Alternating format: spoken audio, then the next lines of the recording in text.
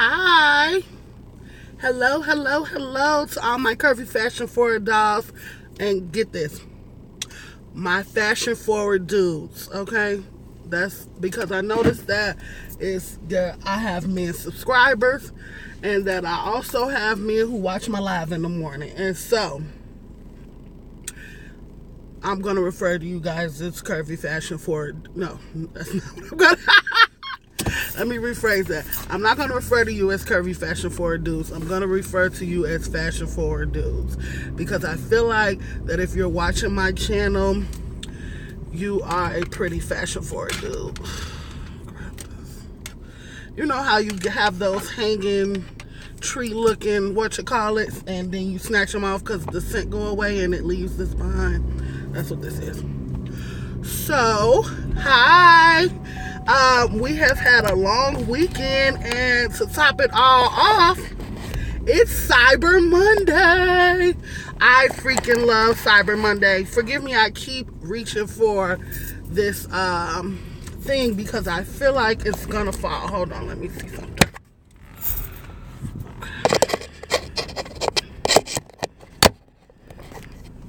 My sister got on me really badly about not having a phone dock, and the fact that I was holding my phone in my hand, which I get it, I absolutely understand. It's not safe, just like that's not safe. None of your business.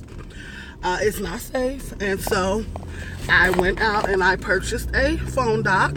It is not the best quality of phone dock. It was like $1 at Dollar Tree. I live for me some Dollar Tree, but it will do its job for now. So if it falls over, I know, right?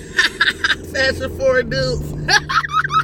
I tried it. No, I tried it. But yeah, so it's not the best, but it will do the job. So if it falls off, y'all know. That's why I fell off. I saw this really cute one that I'm probably gonna get. It's a magnet, so you put the magnet on the back of your phone and it magnetizes to the stand. But see, my only problem is that is the magnet gonna easily come off my phone case? Because what if I want to magnetize my iPhone? Like right now, I'm magnetizing my Android because I like to listen to music in the morning. So what if I, want to magnetize my iPhone at one point? Will the strip easily come off? So that's a concern for me. So again, this week, if you hear in the background, you might hear a little talking. That is because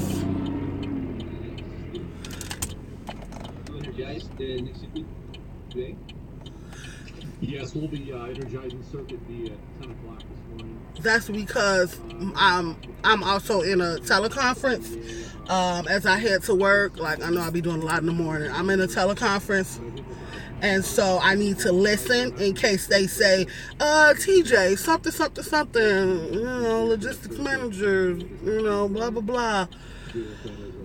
So I need to be ready for that. My eyelashes have not been being cooperative.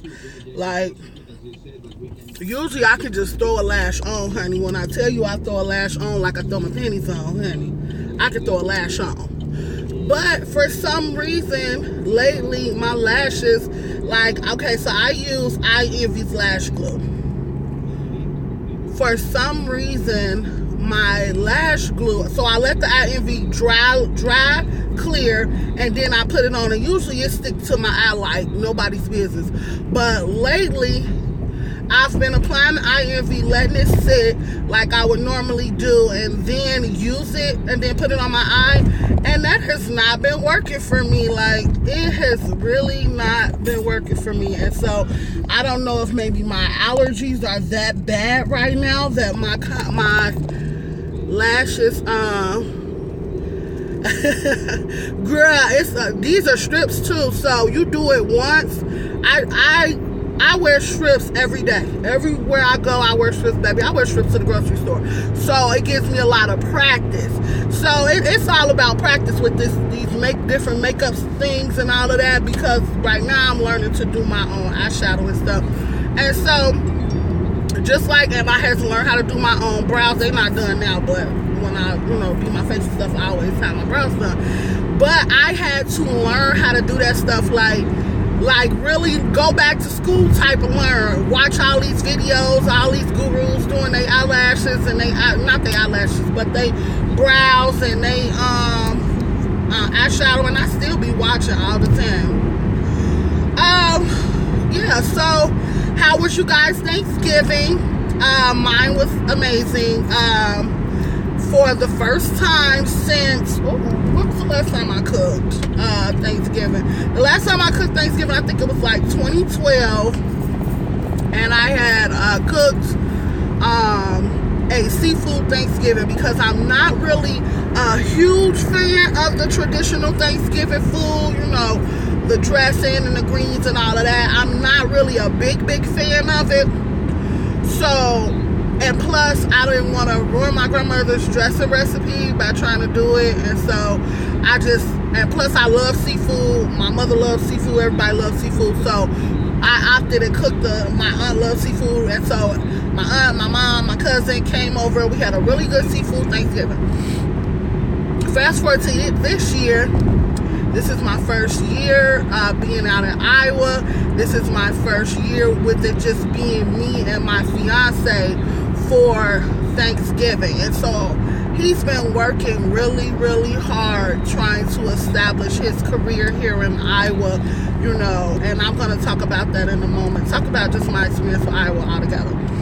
So, he's been working really hard, and, we're planning for this wedding, and this wedding is not the cheapest thing to be planning for, honey. It's a lot to be spending when you are not just trying to get married, but you are just now moving, and, it's just a lot, and so, we don't really get to do much as far as, recreationally, or, vacation or anything. We don't get to. Granted, I am going to New Orleans this weekend for my best friend's birthday. But to be honest, I barely squeezed this trip. And when I tell you squeeze, I had to squeeze this lemon, honey. I had to let's use oranges. I had to squeeze this orange, honey, and squeeze it so tight that I know it's pulp in this juice, honey. So this will be the last big thing I do, until after the wedding. I'm going to my best friend's birthday party next year, and then my other best friend's baby shower next year, but those are not they don't require as much spending as going on a trip does. So, but anyway, I digress. I'm excited to be getting married. I'm happy to be getting married. I'm happy to be marrying the love of my life. It takes a lot of man with a certain type of je ne sais quoi to be able to handle Coco.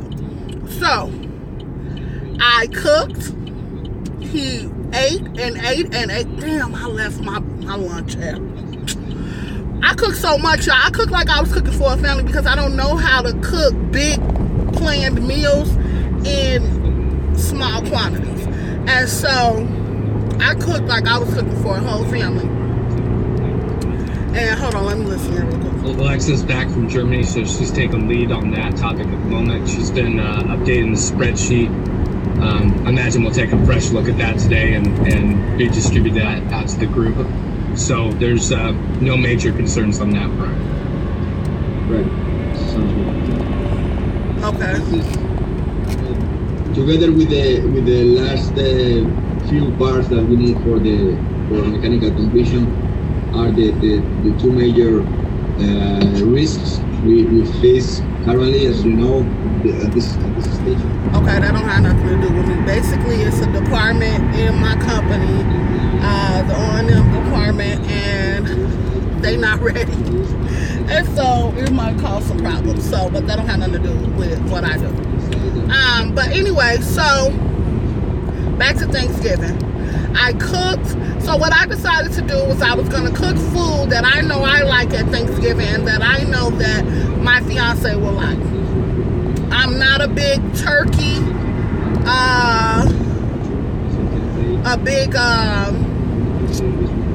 like, you know, roasted turkey or whatever. I'm not a big fan. Granted, I do like occasion turkey, a jerk turkey that has been deep fried. Like, I had that for the first time like a couple of years ago, and I was in love with that shit. Like, that was real good. But I don't eat ham, I don't eat pork or beef, and neither does my fiance.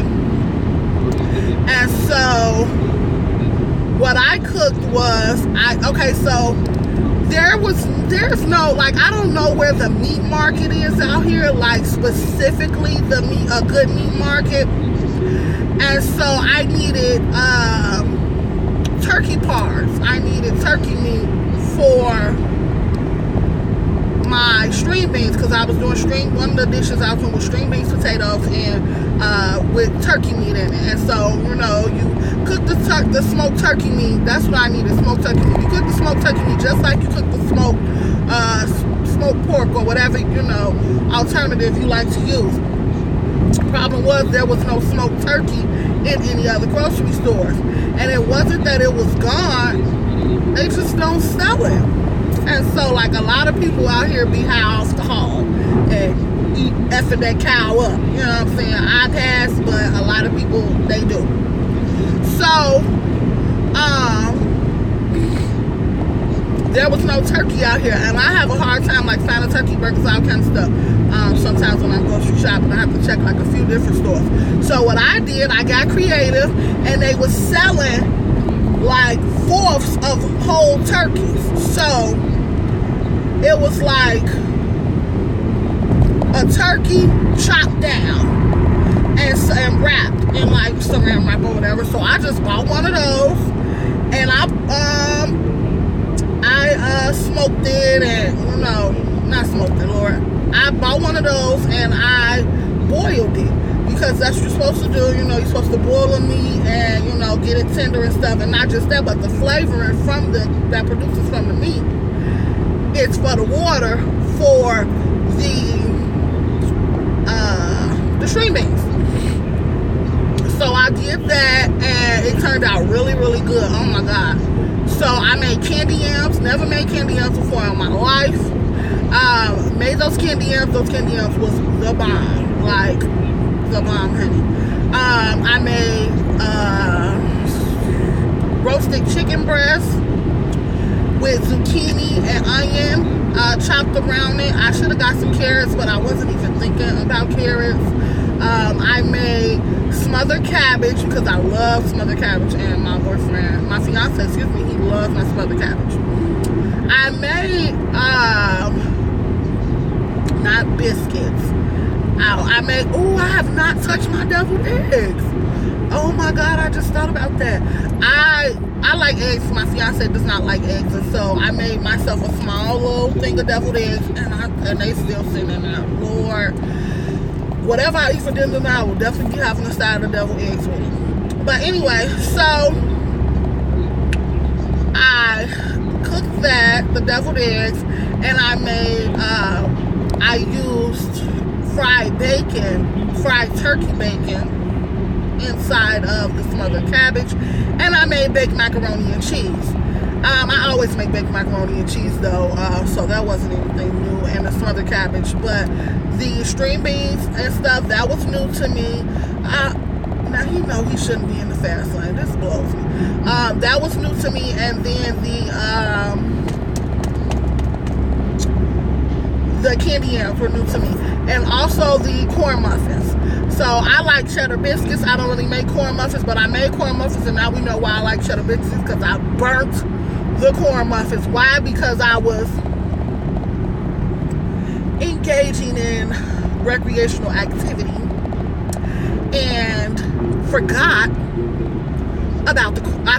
as I was putting the corn muffin stuff into the pan to cook, I forgot to butter the pan. So I burnt the corn muffins. But where there's a will, there's a way, because I had a whole box of cheddar biscuits sitting in there just for, you know, regular dinner. So I took those cheddar biscuits out, hooked them up, and we had cheddar biscuits. It was so good. My fiance was so happy. We He ate off of it all weekend. He just kept talking about how good it was, babe. It was so good. It was so good. And so, you know, I'm not a cooker. I am becoming more of a homemaker because I am about to have a husband, you know, and I don't want for it to be anything that my husband feel like he can't get at home, including a home cooked meal. Granted, he does the majority of the cooking because I work 2 jobs. He does the majority of the cooking, and so yeah, it works for us. I don't mind. He don't mind. He likes to cook. I like to eat, and so when I'm in the mood to cook, I will cook, and I will cook up some shit. So anyway, Thanksgiving was really good. We did not do Black Friday. I am not a Black Friday person. I thought about going to Bath & Body Works because he needed some new body wash, and then I wanted the new bag that they have, that rose gold one. But I opted out of it because it's Cyber Monday. Duh. And so why do it on? I'm not a Black Friday person. Like, I didn't need any electronics or whatever, so I didn't do Black Friday. But I am gonna be online for Cyber Monday, honey. So follow my Instagram, Dr. Koko, DRKOKO _curves with a K. I will be posting the sales that all of my favorite plus size stores are having. I will be posting them throughout the day as I find them. And so, you know, yeah, just keep watching. So, really quick, I want to talk to you guys. You know, this will be a part 1 to this because I don't think I'm going to be able to get out everything I want to say. So, as you guys know, I relocated to Iowa from Chicago in May. I was offered an amazing job opportunity, and myself and my fiance, it was so much crime and so much corrupt politics and so much corrupt tax BS going on in Chicago. And then I have my master's in clinical mental health, and in Chicago the governor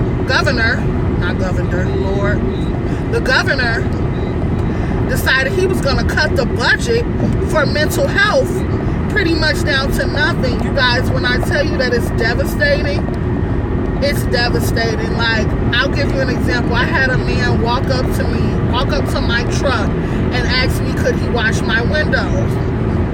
I said, no, you know, I'm okay, you know, but, and I was offering him a few dollars because I figured that's why he wanted to wash my windows. He was like, no, you know, I don't want your money. I don't want your money. Just please let me wash your windows. So I said, okay. You know, I wasn't going to argue. He didn't want my money. Like, I wasn't sure what the reason was, you guys. The man had a dry sponge and no water in that bucket. And he was washing my windows, you guys. And I tried so many times to be like, oh, if, you know, oh, it's perfect, thank you, you know, thank you so much. But he would not stop. And so I just let him do it. And then I was like, you know, well, life's changed, I gotta go, you know. And so I was like, you sure you don't want this money? You know, my windows look so good, you know, just kind of trying to convince him to take the money. And he was like, no, I don't want your money, you know, I don't want your money. I don't like to tamper with people's pride, you know. Whatever reason he didn't want my money, it was not of value to him as it was to him to do something kind.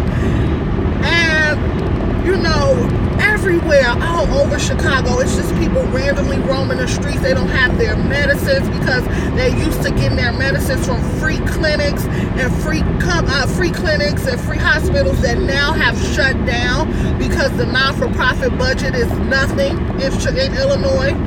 So they've had to force the shutdown. So you have all these people sleep. When I tell you that, you guys, there is a bridge community on the north side where people live under this bridge, and they have big mattresses out there, they have tents under there, it's like everything. And then the city will try to mess with them and tell them that they can't be there, and but these are people you have put out of their homes. For some people, those free clinics were like a home for them. They provided shelter for them, you know what I'm saying? And you pretty much put them out of that, and it was devastating to see, and with the crime rate as high as it was, a woman from Chicago's biggest fear for her man is not that he's out there cheating, it's that he won't come home. It's that he won't come home because he got shot in some type of BS that he didn't have nothing to do with. At least let me rephrase that, because there might be some women in Chicago that's worried about their man coming home because their man ain't right, and that's a whole different reason. But the biggest concern for a woman with a husband in Chicago or a son in Chicago, or any male figure in Chicago that you have a love connection or relationship to, is that they won't come home. Because these young boys in Chicago, they high off these mollies and they high off this lean and all of that, shooting babies and just random BS. And I got tired of that. I got tired. My fiance, he worked late nights, and at that time we were a one-car household, and his schedule did not permit for him to take the car and take me, and then keep doing that. And so I would have the car, and so because by the time I was getting home from work, he would actually be already headed to work. When we could do it, like on the weekends, we would. But during the weekends, he worked days, so that was fun. But at night, when he would have to travel home, like getting off at 10 and, traveling at midnight and stuff, that was exactly, people don't care until that again.